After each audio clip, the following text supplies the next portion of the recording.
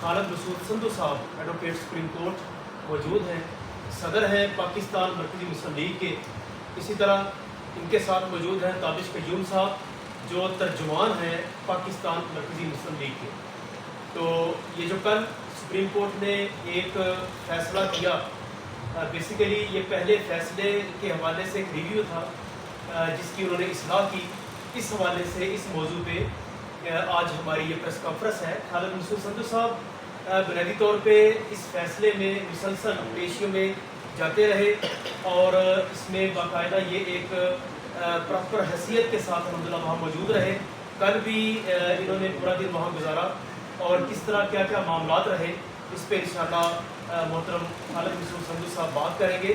بس اس میں یہ گزارش کروں کہ کل کے فیصلے کے بعد پاکستان مرکزی مسلم لیگ نے یہ فیصلہ کیا کہ ہم آج کا دن اظہار تشکر کے طور پہ منائیں گے اور پاکستان بھر میں جتنے بھی مساجد کے اندر خطبات ہوں گے ان میں اظہار تشکر کے طور پہ، اور یہ اظہار تشکر سب سے پہلے ہم اپنے اللہ کا شکر ادا کرتے ہیں.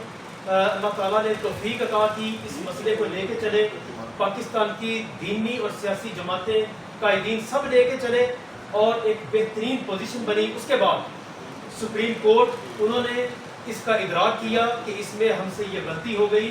یہ ان پیراگرافز کے اندر ہم سے ایسی لائنیں لکھی گئیں، لفظ لکھے گئے جن سے غلط تاثر ملتا ہے، تو ان کو انہوں نے واپس لیا، بڑے دل کا مظاہرہ کیا جس سے الحمدللہ پاکستانی قوم کے دل ٹھنڈے ہوئے.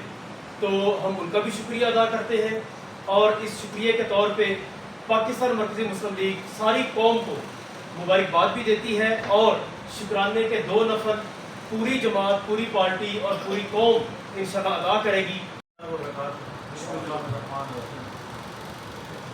سب سے پہلے تو ہم اللہ تعالیٰ کا شکر ادا کرتے ہیں کہ ملک میں جو فساد فی الارض جیسی کیفیت پیدا ہو گئی تھی، اس کل کے فیصلے کی وجہ سے وہ اللہ کے فضل سے ملک میں ایک بہتر ماحول پیدا ہو گیا، بہتر کیفیت پیدا ہو گیا. پاکستان مرکزی مسلم لیگ آج جمعہ ہے اور اس فیصلے کی روشنی میں، اس فیصلے کی وجہ سے پورے ملک میں یوم تشکر منا رہی ہے، اظہار تشکر کر رہی ہے. اور ہم نے پورے ملک میں اپنے جماعت کے لوگوں کو کہا ہے کہ عوام سے بھی اپیل کرتے ہیں کہ اس حوالے سے شکرانے کے نوافل ادا کریں تاکہ ہمارا ملک ایک بہت بڑی کنٹروورسی سے، ایک بڑے فساد سے وہ بچ جائے.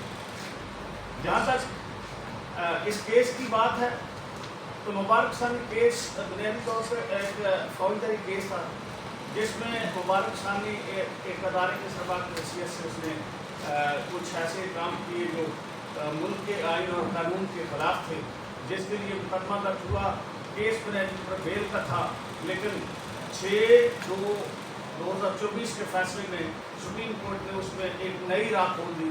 قوانین جو ہیں وہ جرم کو روکنے کے لیے بنتے ہیں، نہ کہ ان میں سے راستہ دینے کے لیے.